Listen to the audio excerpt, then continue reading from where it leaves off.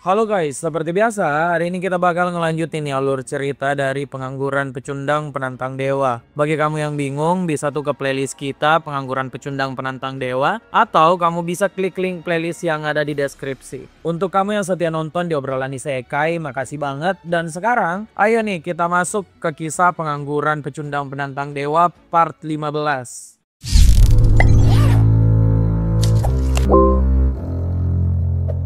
Di video sebelumnya, Han Sungyeon tuh menyelesaikan lantai 13 dengan santai dan sangat mencengangkan. Dia mengalahkan Selneir, sang raja vampir dengan begitu mudah.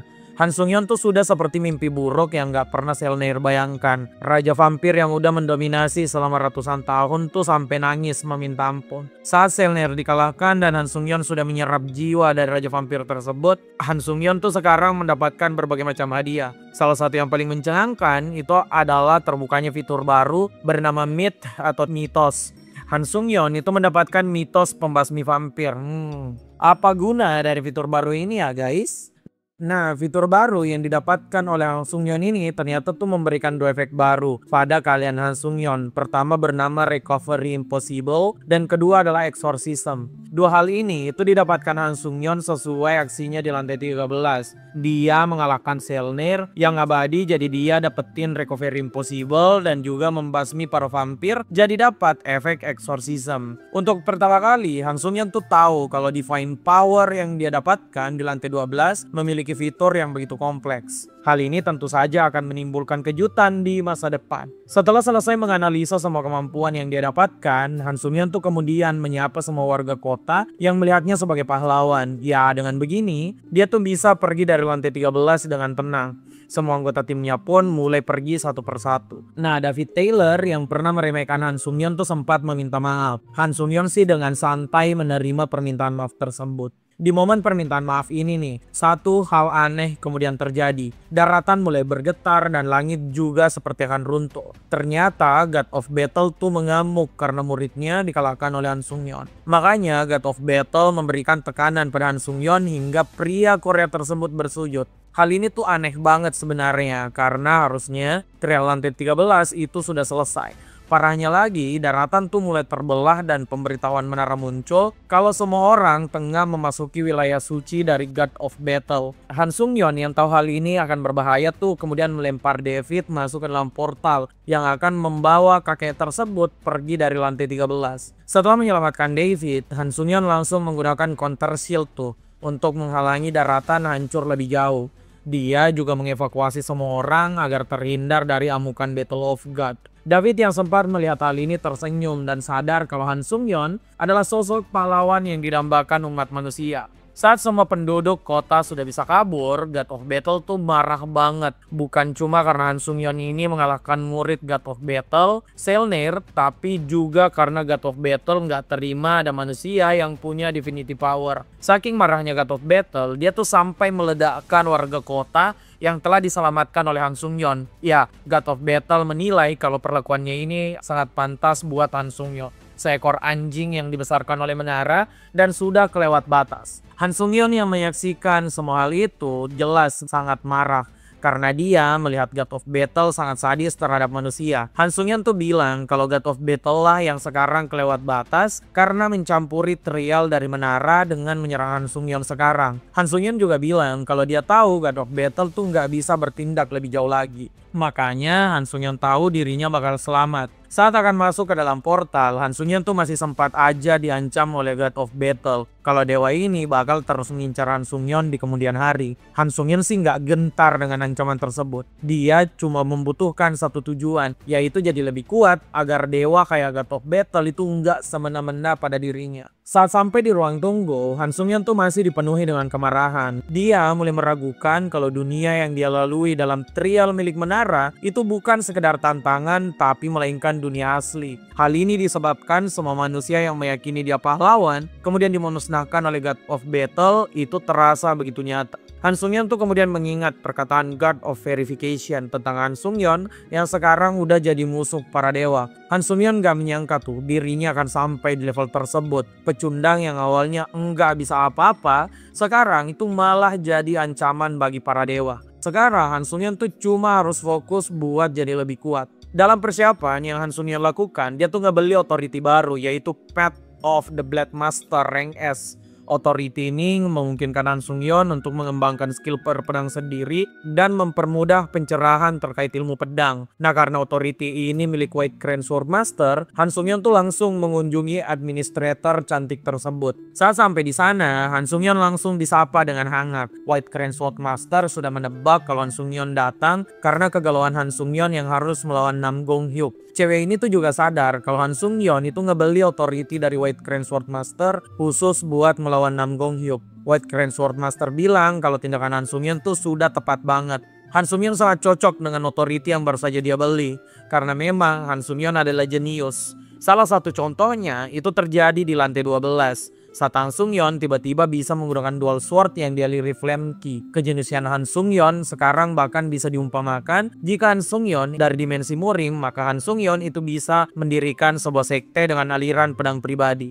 Nah, dengan authority yang dia beli, Han Sung-yeon tuh bisa ngebuat skill berpedang yang dia lihat menjadi skill pribadi yang kemudian diakui oleh menara. White Crane Sword Master itu bisa ngajarin Han Sung-yeon beberapa skill berpedang yang super kuat. Syaratnya tuh cuma satu. Han Sung-yeon harus membentuk kontrak guru dan murid dengan White Crane Sword Master. Nah, nggak pakai lama, Han Sung-yeon tuh langsung setuju. Saking cepatnya si White Crane Sword Master ini tuh sampai nggak enakan dan bilang Han Sung-yeon harusnya berpikir lebih lama biar nggak menyesal di kemudian hari. Nah, hal ini itu berhubungan dengan adat dunia murim di mana satu orang cuma boleh punya satu guru doang. Han Sung-yeon sih nggak masalah dengan itu. Bagi Han Sung-yeon nggak ada lagi orang dari dimensi murim yang layak jadi gurunya selain White Crane Sword Master. Setelah Sam menjalin hubungan guru dan murid, White Crane Sword Master tuh memperkenalkan dirinya dengan benar. Dia adalah ketua dari klan baik dunia murim dan menjadi orang yang paling kuat di generasinya. Nama asli dari White Crane Sword Master adalah Baek Sol Hwa. Han Sung-yeon yang mendengar pengakuan ini tuh nggak menyangka kalau wanita di depannya adalah orang yang pernah memuncaki dunia murim. Pelajaran tentang martial arts dari dunia murim pun dimulai. White Crane Sword Master menjelaskan kalau martial arts ini itu terbagi menjadi dua, yaitu mental arts dan bodily arts. Mental arts itu memurnikan magic power, kemudian menyimpannya menjadi energi dalam di dalam dantian seseorang. Sedangkan bodily arts adalah teknik yang berpusat pada kemampuan fisik dan memiliki berbagai macam cabang. Di tingkatan dunia murim, mereka yang mendapat pencerahan tuh bahkan bisa menggunakan energi martial arts sebagai serangan. Nah, Han Sung-yeon yang mendengar penjelasan ini kemudian teringat kalau dia tuh ngedapetin authority Heavenly Blood Cultivation Art yang bisa jadi termasuk mental art yang dimaksud White Crane Sword Master. Han Sung-yeon yang sadar akan hal itu kemudian menanyakan pada White Crane Sword Master, apa nggak masalah jika dia sudah memiliki mental art? Nah, White Crane Sword Master itu tiba-tiba menjadi menyeramkan dan meminta Han Sung-yeon memberi penjelasan. White Crane Sword Master tuh awalnya curiga kalau Han Sung-yeon telah belajar aura training dari Iron Blooded Monarch. Ya, karena konsep aura training dan juga mental art ini emang mirip-mirip. White Crane Sword Master yang begitu penasaran kemudian gak sabar dan langsung mengecek hal yang dimaksud oleh Han Sung-yeon. Setelah mengecek titik meridian dari Han Sung-yeon, White Crane Sword Master tuh nggak menemukan jejak dari mental art yang dipelajari Han Sung-yeon. Han Sung-yeon kemudian mengaku kalau yang dia maksud adalah sebuah authority yang disponsori oleh seorang administrator. White Crane Sword Master pun merasa lega karena authority itu beda banget dengan mental art. Ya, sekarang masalahnya tuh tinggal satu, mereka harus berhenti dari posisi yang mencurigakan sekarang. Saat White Crane Sword Master sadar, cewek ini tuh baru langsung kabur saking malunya dengan posisi tersebut. Ya, meskipun perasaan malu ini tuh cuma sebentar karena White Crane Sword Master marah. Ada administrator dari murim yang juga coba mendekati Han Sung-yeon.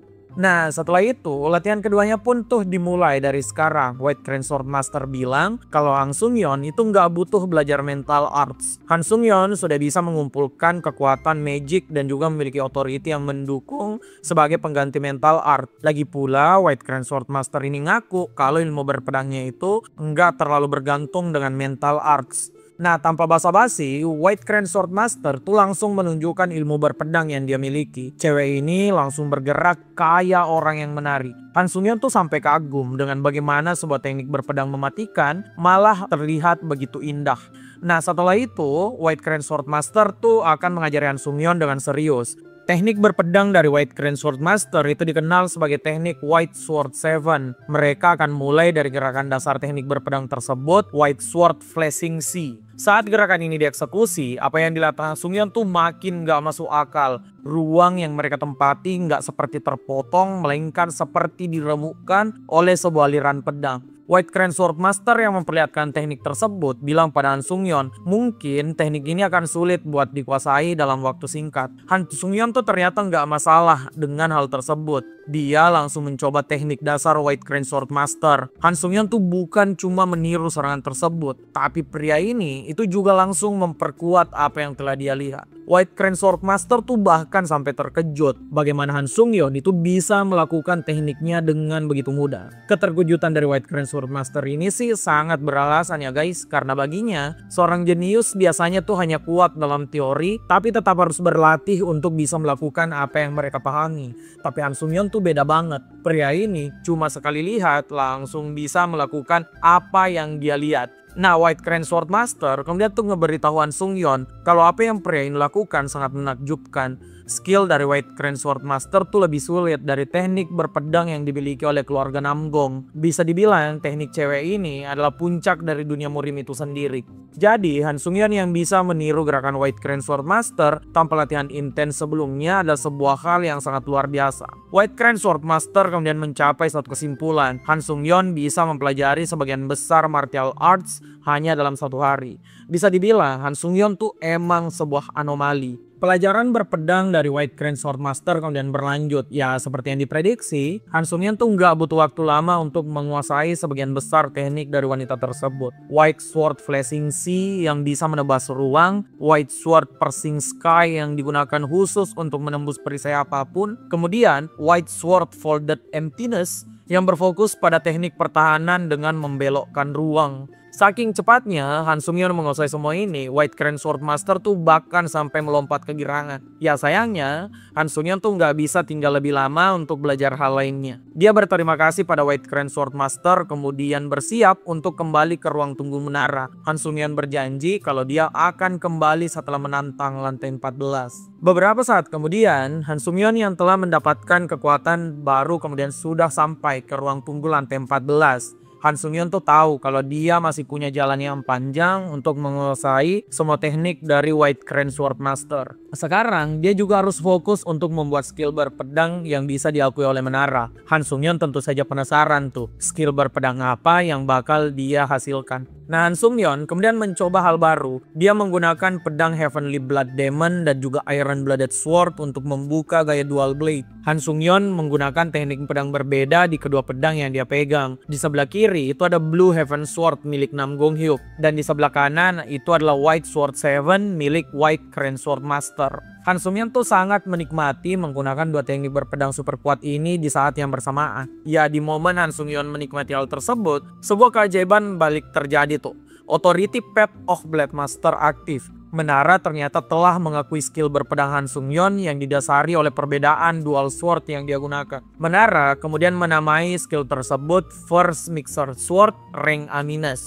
Ya, secara sederhana, teknik ini tuh akan meningkatkan damage dan kecepatan Han Sung-yeon saat menggunakan dual sword. Han Sung-yeon itu cukup puas dengan skill tersebut meskipun dia tahu kalau dia tuh masih kaku untuk penggunaan dual blade dengan dua gaya berbeda secara bersamaan. Selesai dengan skill berpedang, Han Sung-yeon kemudian membuka inventory miliknya untuk menggunakan random skill box rank A+ yang jadi hadiah dari lantai 13. Han Sung-yeon mendapatkan skill baru tuh bernama Blood Spirit Remon Sword rank B+. Nah, skill ini kemudian digabungkan dengan skill yang baru saja dia dapatkan, yaitu First Mixed Arts. Saat digabungkan, Han Sung-yeon tuh mendapatkan hal nggak terduga, skill rank S- bernama First Mixed Demon Sword. Dengan begini, persiapan untuk menantang lantai 14 itu sudah selesai. Han Sung-yeon tuh langsung masuk di lantai 14. Jenis tantangannya itu adalah solo. Tema dari lantai ini adalah peperangan bawah air. Han Sung-yeon tuh harus ngehabisin semua monster dalam danau dengan waktu yang telah ditentukan oleh menara. Ya, meskipun nggak disangka, Han Sung-yeon tuh malah dapetin notifikasi lagi kalau monster yang harusnya dia kalahkan itu udah dimusnahkan oleh seorang musuh yang lebih kuat. Saat Han Sung-yeon membuka mata, orang di hadapannya itu the one and only Nam Gong Hyuk Nam Gong Hyuk tuh menggunakan floor invasion untuk mencari Han Sung Yeon. Sekarang pertemuan gak terhindarkan ini udah ada di depan mata. Han Sung Yeon tuh bukan orang yang sebelumnya yang melihat Nam Gong Hyuk sebagai ancaman. Pria ini sekarang malah tersenyum. Han Sung Yeon langsung aktifin tuh semua skill penguatan mental dan penambah kecepatan yang dia miliki. Han Sung Yeon dan Nam Gong Hyuk pun saling berbenturan. Match kedua antara Nam Gong Hyuk dan Han Sung Yeon langsung dimulai. Apa yang akan dilakukan Han Sung Yeon di pertarungan kali ini? Ya, apakah dia akan menang mudah atau memang melawan Nam Gong Hyuk bakal selalu hard game? Penasaran? Ya, kalau kamu mau tahu lanjutannya, kamu nantikan tuh video berikutnya dari obrolan Isekai. Makasih banget yang udah nonton sampai habis dan jangan lupa komen, like, share, dan subscribe obrolan Isekai.